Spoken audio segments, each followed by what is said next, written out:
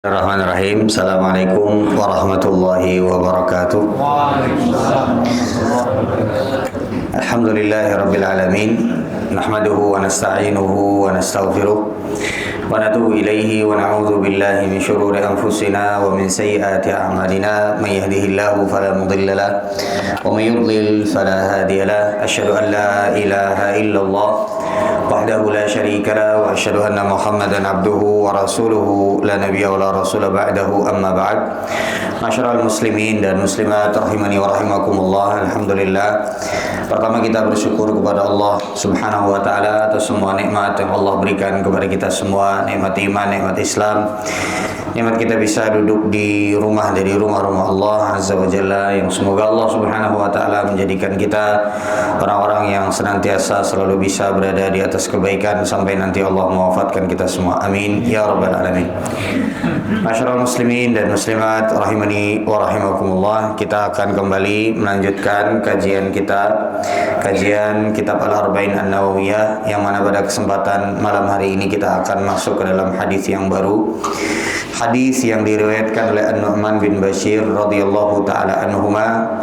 Hadis ini adalah hadis yang sahih, riwayat Al-Imam Al-Bukhari dan juga Imam Muslim. Rasulullah sallallahu alaihi wasallam bersabda, "Innal halala bayyinun wa innal harama bayyinun wa bainahuma umurun mushtabihat." Sesungguhnya yang halal itu jelas dan yang haram itu jelas, dan di antara yang halal dengan yang haram itu ada perkara-perkara yang syubhat. Ada perkara-perkara yang abu-abu, ada perkara-perkara yang tidak jelas. La ya'lamuhunna katsirun minan nas, yang tidak diketahui hukumnya atau perkara tersebut oleh kebanyakan manusia. Faman ittaqa syubhat istabra'a li dinihi wa irdih. Barang siapa yang dia menjauhi perkara-perkara yang meragukan atau perkara-perkara yang syubhat, perkara-perkara yang abu-abu, maka dia telah menjaga agamanya dan juga telah menjaga kehormatan serta harga dirinya. Wa man waqa'a fi syubhat, dan barang siapa yang terjerumus ke dalam syubhat, barang siapa yang masuk ke dalam perkara yang syubhat, waqa'a fil haram, maka dia akan terjerumus ke dalam perkara yang haram. Kara'i yar'a haulal hima, sebagaimana seorang penggembala yang dia menggembala di sekitar area terlarang. Jadi kalau maksudnya di sini adalah ada wilayah terlarang belum masuk tapi di pinggirannya. Nah, ini yang dimaksud dengan kara'i yar'a haulal hima, yushiku ayyarta'a fih, karena bisa jadi nanti dia masuk ke dalam area yang terlarang. Jadi perkara syubhat itu diumpamakan oleh Nabi Shallallahu Alaihi Wasallam sebagai seorang yang menggembala hewan ternaknya, tapi di pinggiran, di mana kalau dia sedikit saja lengah, maka hewan gembalanya, hewan ternaknya akan masuk ke dalam wilayah yang terlarang. Nah, itu perkara syubhat. Jadi meintil kalau bahasa kita itu sudah di ujung. Itu yang dimaksudkan dengan perkara syubhat. Nanti akan kita jelaskan lebih detail. Ala wa inna likulli malikin hima, sesungguhnya setiap raja memiliki tempat yang terlarang. Ala wa inna himallahi maharimuhu, dan tempat yang tidak boleh, dan Allah Subhanahu wa taala memiliki area yang tidak boleh kita langgar, dan itulah yang disebut dengan hal-hal yang diharamkan di dalam syariat kita.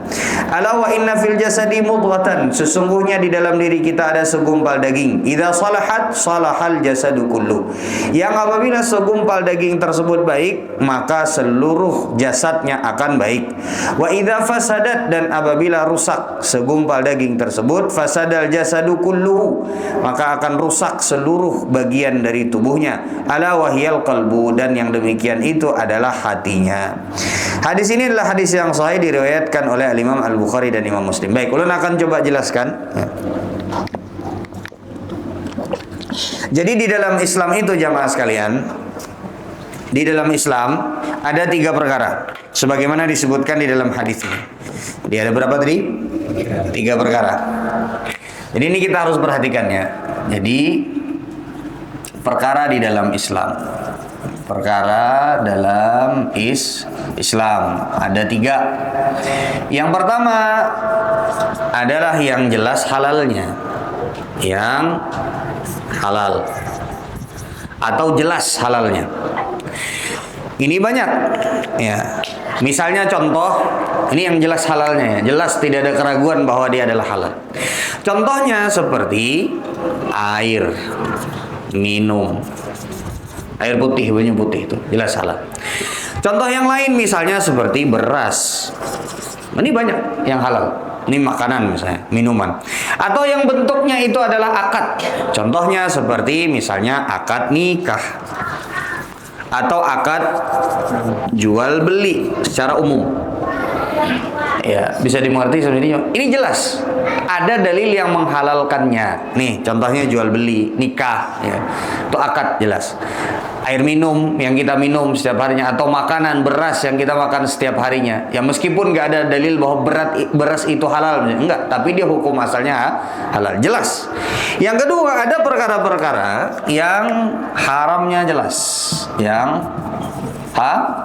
haram dan keharamannya itu jelas. Contoh seperti di dalam Islam diharamkan kita meminum khamar. Ini jelas, tidak ada keraguan. Contoh di dalam Islam tidak boleh makan babi, nggak boleh. Contoh di dalam Islam tidak boleh yang namanya zina, nggak boleh. Ini jelas. Akadnya misalnya akad zina, suka sama suka. Yang lakiannya membayar, yang bibiniannya menerima bayarannya. Zina, ada akad di situ. Atau misalnya akadnya akad riba, misalnya. Jelas nggak bolehnya. Ya, akad riba. Ada yang di tengah-tengah jamaah sekalian. Ini yang ketiga. Ini yang pertama. Anggaplah ini yang kedua. Ada yang di tengah-tengah, yang ketiga. Inilah yang disebut dengan syubhat. Syubhat ini adalah perkara yang abu-abu, yang tidak jelas. Samar-samar, ya. Makanya Nabi SAW mengumpamakan begini jamaah sekalian. Syubhat itu adalah, misalnya ini area terlarang. Kita nggak boleh masuk ke sini. Kemudian kita gembala hewan ternak di sekitar sini. Nah, sekitar sini. Kalau kita lengah sedikit, hewan gembalaan kita bisa masuk ke area terlarang, dan itulah yang disebut dengan yang mana? Yang ini syubhat, yang ini haram. Kalau kita lengah dikit, kita bisa masuk ke dalam perkara yang haram. Inilah perumpamaan Nabi SAW terhadap perkara yang syubhat. Makanya jamaah sekalian rahimani wa rahimakumullah, syubhat ini punya hukum tersendiri di dalam syariat kita. Ya, syubhat ini punya hukum tersendiri di dalam syariat kita. Jadi kita itu diajarkan sikap ketika kita mendapati perkara yang syubhat. Ya, kalau kita sering dengar syubhat tuh aja. Apa gerang syubhat tuh? Ya ini tadi, abu-abu tidak jelas. Kalau kita bahasa orang sekarang, meleng dikit masuk ke yang haram. Lengah sedikit kita masuk ke dalam perkara yang haram. Bahkan kadang-kadang kalau kita berkutat di dalam perkara yang syubhat, ini bisa jadi tanpa sadar kita masuk ke dalam perkara yang haram dan kita tidak menyadarinya. Disebabkan karena kita suka mainnya di pinggir jurang. Sudah bisa dimengerti sampai sini? Baik. Nah, kemudian jemaah sekalian, nah ini tadi perkara yang syubhat ya. Nah, kita akan berbicara beberapa hal terkait dengan perkara yang syubhat. Perkara yang syubhat tadi berarti perkara yang abu-abu antara yang halal atau yang haram. Sudah bisa dimengerti seperti ini. Nah, untuk lebih memperjelas bayangan kita, gambaran kita terhadap perkara yang syubhat, para ulama menjelaskan beberapa poin. Baik. Syubhat itu bisa jadi disebabkan karena syubhat itu bisa jadi disebabkan karena kurangnya ilmu. Kurangnya ilmu. Bisa jadi. Makanya syubhat itu bisa jadi bagi sebagian para ulama, bagi sebagian orang yang mengetahuinya bukan syubhat. Contoh, kalau ulun betakun lawan pian, apa hukumnya makan buaya? Apa hukumnya? Mau beri contoh. Apa hukumnya kira-kira? Sate buaya, ada kalau di mana di sini sate buaya? Di veteran terkenal banget tuh. Di veteran di sate buaya. Dasar bujur ada lah yang saya. Bahari. Oke, kita kembali kepada pembahasan ini. Karena apa tadi? Kurangnya ilmu. Bisa jadi bagi sebagian para ulama jelas hukumnya. Ada sebagian para ulama, kalau mayoritas para ulama menyatakan nggak boleh. Jelas bagi mereka. Karena apa kira-kira? Nah, jadi begini jamaah sekalian. Karena hukum asal binatang buas yang ada di darat itu haram, ya. Itu haram. Singa kada boleh biar makan. Serigala kada boleh biar makan. Karena dia binatang buas bertaring, ya. Tapi binatang buas yang ada di laut itu halal. Contoh hiu. Oke, contoh ya. Nah, sekarang pertanyaannya, buaya ini binatang darat apa binatang laut? Nah, kan? Inilah rasanya yang namanya syubhat. Bisa dimengerti sini? Ada bentuk keabu-abuan di mana kalau pian lari ke kanan mentok, lari ke kiri mentok. Itu buat kita yang tidak mempelajari dalil terkait dengan apa hukumnya makan buaya ini. Bagi para ulama, khususnya bagi mayoritas para ulama, mereka tidak ada keraguan sama sekali. Buaya itu nggak boleh. Kenapa sebabnya? Karena buaya itu kalau hitungannya binatang laut, ya, maka dia sebenarnya bertelurnya di mana? Di darat. Jadi dia tidak bisa hidup tanpa adanya daratan. Sehingga diambillah hukum bahwa buaya ini lebih kepada binatang darat. Sudah bisa dimengerti? Sehingga para ulama menyebutkan, oh ini berarti hukumnya sama dengan binatang darat. Meskipun dia juga bisa jadi di air. Karena ada bagian hidupnya yang tidak bisa dia lewatkan, yaitu adalah darat. Sedangkan binatang darat yang bertaring, yang memangsa, yang buas, itu diharamkan, tidak boleh. Maka para ulama menyebutkan, mayoritas para ulama menyatakan nggak boleh. Sebagian para ulama lagi, seperti mazhabnya Imam Malik, menyatakan boleh. Karena lebih mengedepankan hidupnya dia itu sesekali aja di darat. Tapi lebih banyak di mana? Di laut, atau di sungai, atau di air. Nah, inilah rasanya syubhat jamaah sekalian. Bagi kita bingung, tapi bagi para ulama yang sudah memutuskan dan sampai kepada kesimpulan yang yakin, itu bukan syubhat buat mereka. Sudah bisa dimengerti? Jadi kadang-kadang syubhat itu disebabkan karena apa? Kurangnya ilmu, kurangnya pengetahuan kita, kurangnya belajar kita terhadap perkara tersebut. Tapi tetap diajarkan kepada kita sikap bagaimana kita berhadapan dengan perkara yang syubhat. Nanti akan kita jelaskan sikapnya apa. Oke, sudah bisa dimengerti sampai sini jamaah sekalian? Baik. Ini yang pertama, karena kurangnya ilmu. Yang kedua, karena adanya dalil yang secara zahir berseberangan. Karena adanya dalil yang secara zahir itu berseberangan. Ulun beri contoh. Di dalam sebuah hadis Nabi Shallallahu Alaihi Wasallam, dalam sebuah hadis Nabi, Rasulullah Shallallahu Alaihi Wasallam memerintahkan kepada kita untuk kalau masuk masjid itu kita sholat tahiyatul masjid, betul atau tidak? Oke. Tapi ada dalil yang lain bahwa kita itu dilarang sholat di 5 waktu, termasuk diantaranya adalah sholat setelah selesai sholat asar, nggak boleh. Terutama di waktu-waktu yang sangat terlarang, seperti pada saat terbenamnya matahari atau pada saat terbitnya matahari. Nah, itu terlarangnya berat. Oke, kita ambil sekarang waktu setelah selesai sholat asar. Jam 5 sore pian masuk masjid. Sekarang pian mau ambil dalil yang mana? Apakah dalil perintah sholat tahiyatul masjid setiap kali masuk masjid, ataukah dalil yang melarang kalau kita kalau kita setelah sholat asar tidak boleh sholat? Diambil yang mana? Kira-kira diambil yang mana?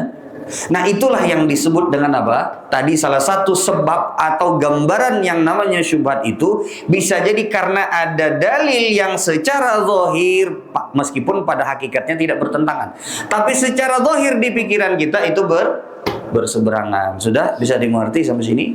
Meskipun para ulama tentu saja berbicara tentang masalah tadi.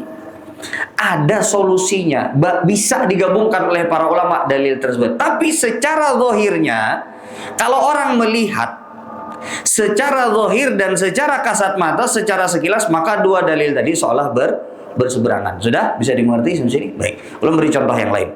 Ada hadis Nabi Shallallahu Alaihi Wasallam yang menyatakan tidak boleh seseorang itu dilarang untuk sholat di Masjidil Haram. Tidak boleh.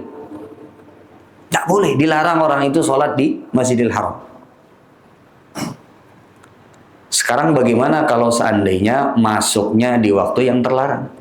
Sama seperti tadi kan? Ya. Apakah kita larang juga sholat? Ya nggak? Masuknya ternyata dia habis sholat subuh. Masuknya ternyata dia pada saat misalnya matahari terbenam. Sedangkan ada dalil Nabi Shallallahu Alaihi Wasallam yang menyatakan tidak ada orang yang boleh melarang orang sholat di Masjidil Haram. Makanya sebagian para ulama diantaranya mazhab Imam Ahmad bin Hambal menyatakan di Masjidil Haram itu nggak ada waktu yang terlarang khusus. Nah, bisa dimengerti sampai sini. Karena ada hadis yang menunjukkan larangan untuk seseorang itu nahan orang sholat di Masjidil Haram. Sudah bisa dimengerti. Nah, inilah tadi diantaranya sebab atau gambaran dalil yang secara zahirnya berseberangan. Meskipun jamaah sekalian tidak ada dalil yang bertentangan di dalam syariat Islam, itu nggak ada. Karena asalnya semuanya adalah wahyu. Sudah bisa dimengerti. Tapi secara zahirnya, dan itulah yang membuat gambaran di kepala kita ini apa namanya yang tadi kita sebut sebagai syubhat. Sudah bisa dimengerti sampai sini? Baik. Kemudian yang berikutnya yang ketiga, disebabkan karena keadaan yang berbeda antara satu dengan yang lainnya. Ini banyak contohnya. Jadi kadang-kadang keadaan itu membuat kita ragu. Ulun beri contoh. Kalau seandainya ada orang, ini syubhat ya. Syubhat itu kan ragu-ragu, bikin kita ini ke kanan salah, ke kiri salah, maju salah, mundur salah. Memberi contoh. Ketika ada seseorang yang bekerja di satu tempat, oke, misalnya swalayan, supermarket, dia jadi kasir. Kemudian pada saat Natalan, kan yang dijual misalnya ada makanan, beras, sembako, ada minuman, ada yang halal. Tapi pada saat Natalan dijual di situ patung, dijual di situ salib, dijual di situ daging babi. Padahal dia kasirnya. Atau bahkan bisa jadi dia adalah misalnya bagian dari orang yang bekerja di situ, dia bagian pendataan misalnya. Sekarang apa hukumnya dia bekerja di situ? Apa hukumnya? Itulah tadi yang disebut dengan syubhat, itu bisa lahir karena apa? Keadaan. Rancu kita. Hendak dipadahkan halal, setiap jual babi di situ. Ya kan? Hendak dipadahkan haram, setiap babi itu cuma 0,00% dari sekian banyak barang yang dijual di situ. Tapi ada yang haramnya. Itulah tadi yang disebut dengan apa? Syubhat. Sudah bisa dimengerti sampai sini? Baik. Belum beri contoh yang lain. Ini sebabkan karena apa tadi? Keadaan. Contoh ya, tadi apa? Nah, bekerja di tempat ya yang menjual hal yang haram. Apa lagi dari contohnya? Apa tadi lagi? Yang pertama apa tadi disebut? Atau ulun sebutkan contoh yang baru ya? Contoh yang baru. Contoh, misalnya ada orang mau undang pian makan, tapi pian tahu pemasukannya dia dari sesuatu yang haram. Ragu pian nih. Hendak pian terima undangannya, setiainya berjual narkoba. Bandar narkoba. Hendak pian tolak, setia pian dapatnya dari dia dari sesuatu yang halal, dikasih pian gak nyuri. Bisa dimengerti sampai sini? Itulah tadi yang disebut dengan syubhat. Jadi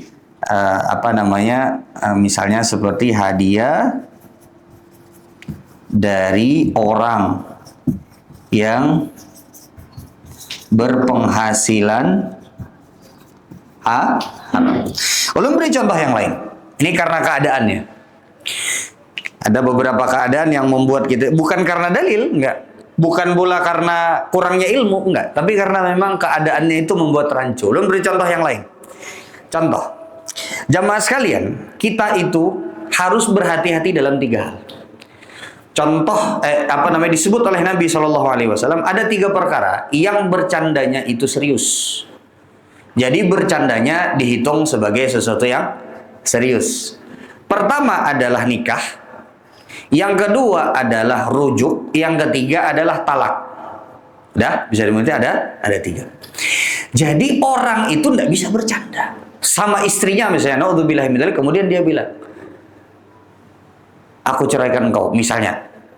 Dia bilang kepada seorang laki-laki, mengatakan kepada dia, aku ceraikan engkau. Niatnya bercanda, itu jatuh talak 1. Hati-hati tuh. Padahal dia cuma bercanda, wah begayaan aja, kada kawa, jatuh talak 1. Oke. Ini jelas nih. Ini hukumnya jelas. Oke, ini masuk ke pada yang jelas. Tapi bagaimana dengan seorang yang sudah menikah, bepadah lawan orang belum kawin? Atau bepadah lawan orang bahwa dia sudah menjadi duda, sudah bercerai dengan istrinya, padahal dia masih punya istri. Oke.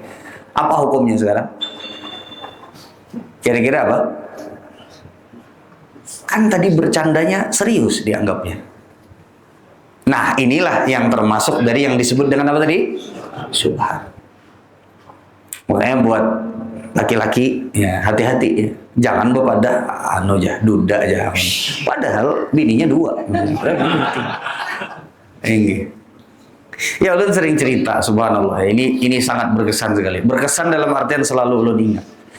Ada sahabat ulun, saudarinya dilamar sama orang yang belum kenal. Dia bilang, Fauzan kenal nggak sama Fulan? Oh kenal. Kenal ulun bilang. Terus habis itu dia ngelamar kakak. Ulun agak serius gitu. Dia belum pernah menikah kan? Perasaan bininya sudah 2 kah 3 kan? Enggak, ini serius cuma sekali betulan. Ini kejadian betulan. Ya. Hendak ulun sambat kalau benar atau salah, ya kan? Kada disambat, ya kan? Ini berdusta takutnya kan. Jadi ya saya agak takut-takut juga gitu. Nah inilah tadi namanya perkara syubhat. Ragu-ragu ini mau diapain orang begini gitu. Bisa dimengerti sampai sini jamaah saya. Nah sekarang status istrinya ketika dia bilang kepada orang dia sudah duda, tidak menikah lagi atau sudah bercerai dengan istrinya, apakah sama dengan dia menceraikan istrinya?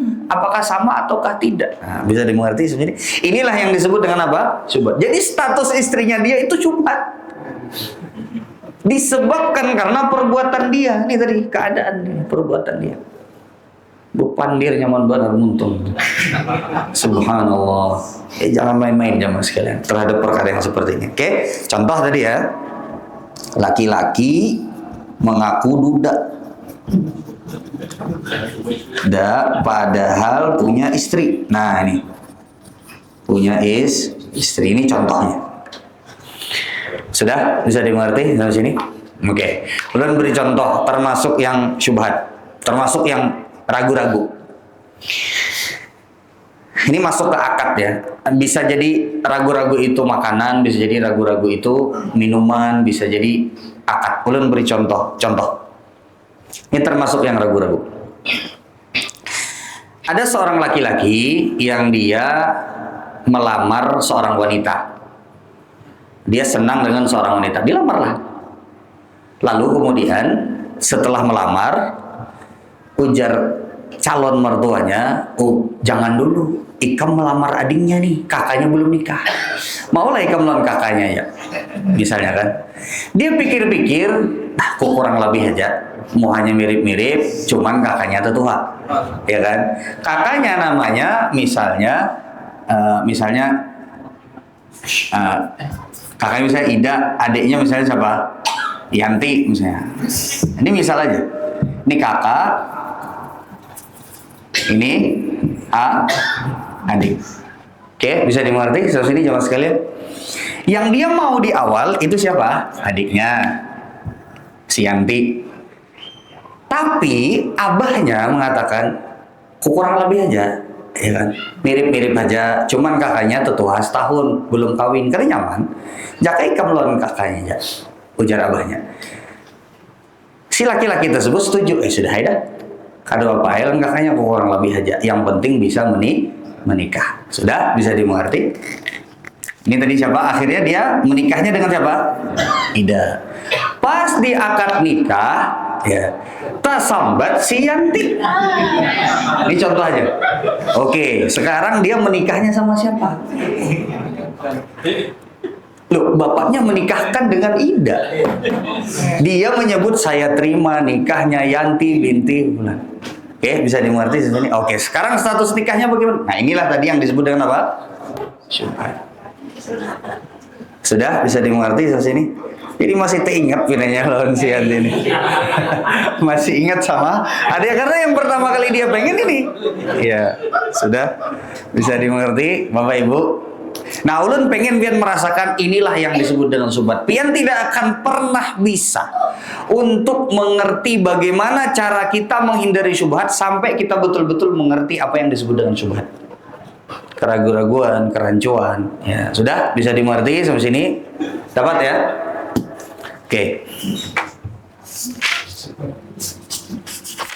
Oke.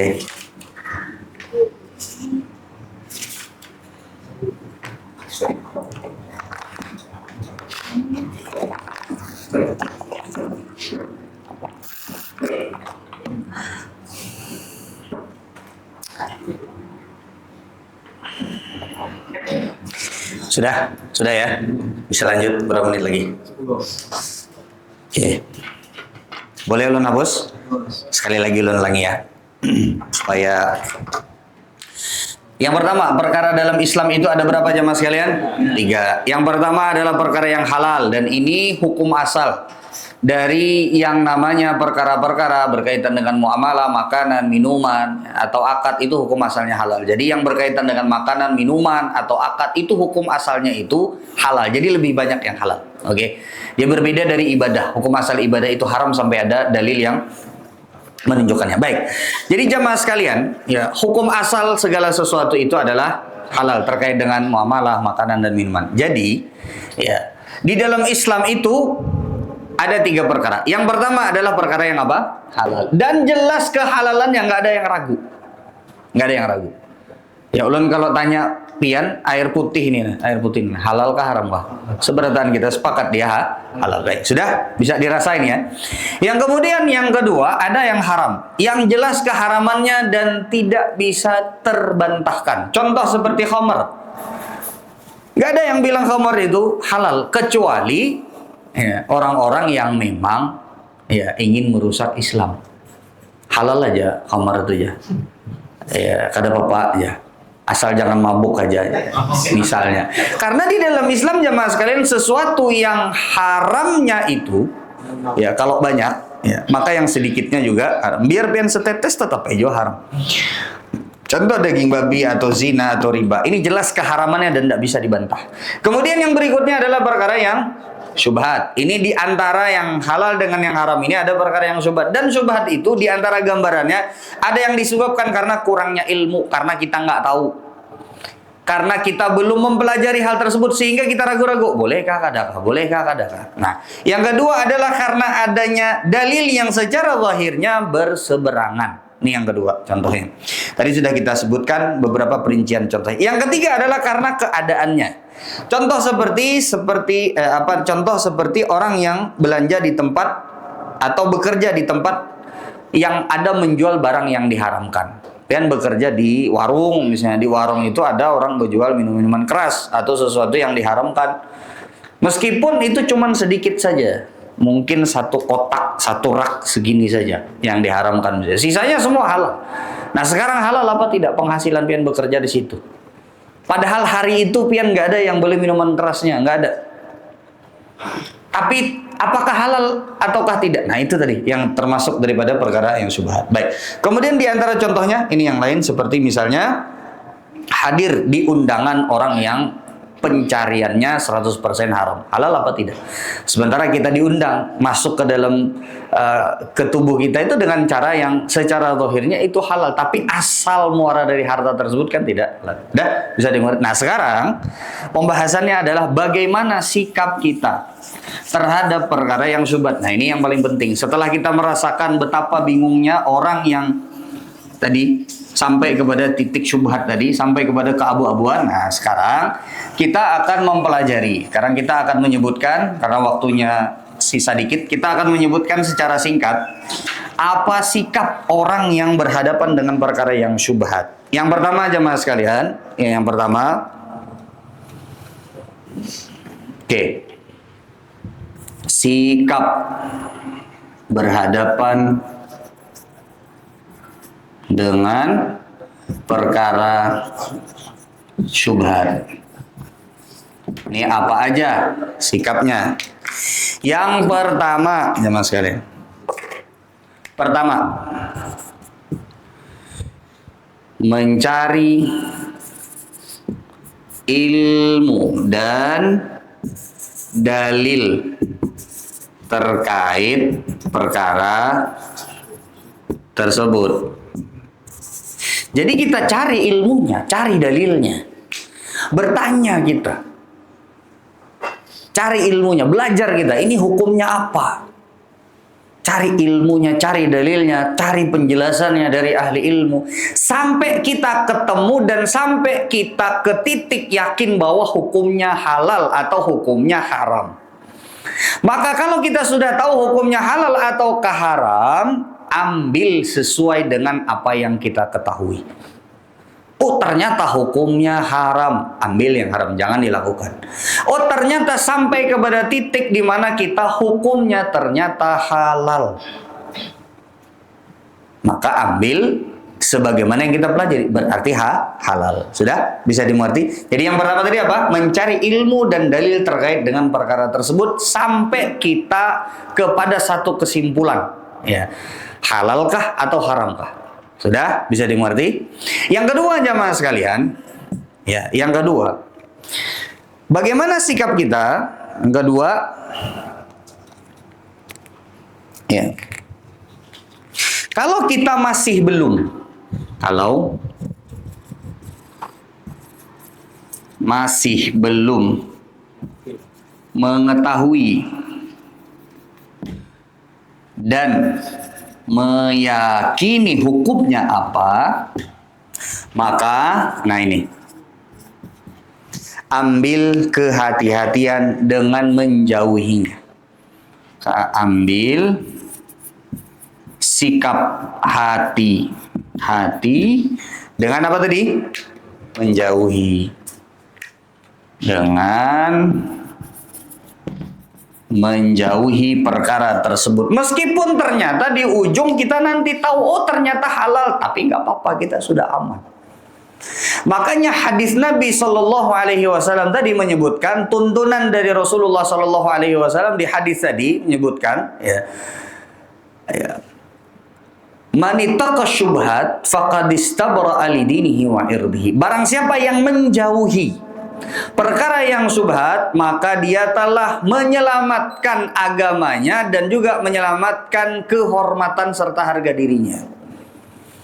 Jadi kalau kita nggak tahu sampai ke ujung, ambil kehati-hatian, tinggalkan. Kalau itu adalah berkaitan dengan perkara yang haram. Tapi kalau misalnya dengan perkara yang wajib, ini wajibkah sunnahkah?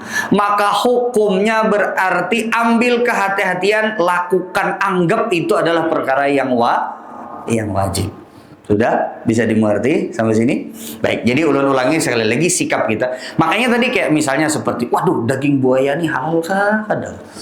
Kita cari-cari, wah masih belum sampai kepada kesimpulannya. Berarti sikapnya apa? Tinggalkan.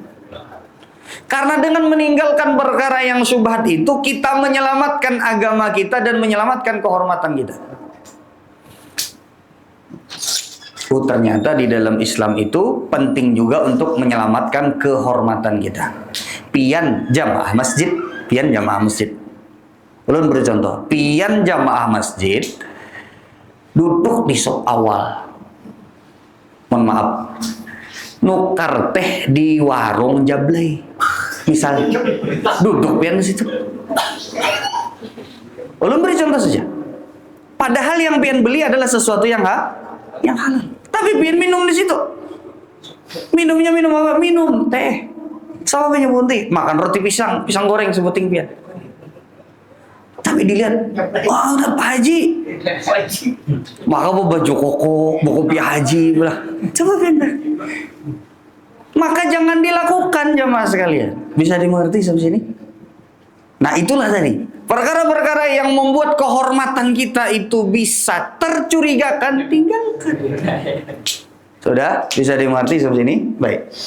Ulun berusaha untuk menyebut kira-kira sesuatu yang bisa dekat dengan pikiran kita ya. Kadang-kadang ulun nyeplos aja gitu loh. Itu di luar dari persiapan, tapi tapi untuk mendekatkan bagaimana rasanya itu penting untuk menyebutkan hal-hal seperti itu. Sudah? Bisa dimengerti sampai sini? Sekali lagi.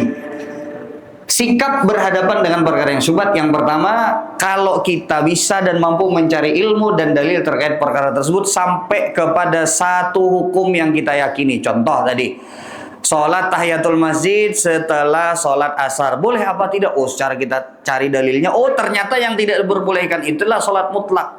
Adapun sholat tahiyatul masjid masih boleh. Sebagai dalilnya misalnya Rasulullah SAW pernah suatu ketika menyuruh sahabat Nabi pada saat waktu yang terlarang untuk sholat. Contohnya pada saat khutbah Jumat. Itu kan nggak boleh. Tapi tetap disuruh oleh Rasulullah SAW untuk sholat tahiyatul masjid. Oh, berarti sholat tahiyatul masjid ini sebagai pengkhusus boleh dilakukan di waktu-waktu yang terlarang. Contohnya, oh sampai saya kepada kesimpulan tersebut, berarti hukumnya tetap disunnahkan digawi sampai kita kepada ilmunya, misalnya. Bisa dimengerti? Yang kedua, kalau kita masih belum tahu, kita nggak punya tempat untuk bertanya, atau kita sudah bertanya tapi masih bingung, belum sampai kepada kesimpulannya, belum dapat lagi kesimpulan hukumnya itu apa, maka berarti ambil sikap kehati-hatian dengan apa? Menjauhi. Karena kata Nabi SAW, fungsi seseorang menjauhi perkara yang syubhat itu ada dua. Yang pertama, menyelamatkan agama. Yang kedua, menyelamatkan kehormatan. Sudah? Bisa dimulai. Itu harus diselamatkan ya mas. Makanya tadi Nabi SAW menyebutkan perkara tersebut. Nah, jadi ini kurang lebihnya. Jadi perkara yang syubhat kalau kita nggak tahu, kalau kita ragu-ragu, diapain tadi jamaah sekalian? Yang pertama dicari dulu ilmunya. Yang kedua baru dijauhi. Kalau misalnya memang kita tidak tahu. Dan orang itu tidak akan rugi ketika dia meninggalkan perkara yang syubhat. Percaya ya? Tidak akan rugi. Dan orang yang rugi justru orang yang bermain-main di area syubhat. Itu akan rugi. Makanya Nabi SAW mengumpamakan sebagaimana penggembala, dia menggembala di area yang terlarang. Karena bisa saja dia masuk ke dalam perkara tersebut. Baik, ini yang bisa ulun sampaikan pada kesempatan kali ini. Kita tutup dengan doa kafaratul majlis. Subhanakallahumma wa bihamdika, asyhadu an la ilaha illa anta astaghfiruka wa atubu ilaik. Assalamualaikum warahmatullahi wabarakatuh.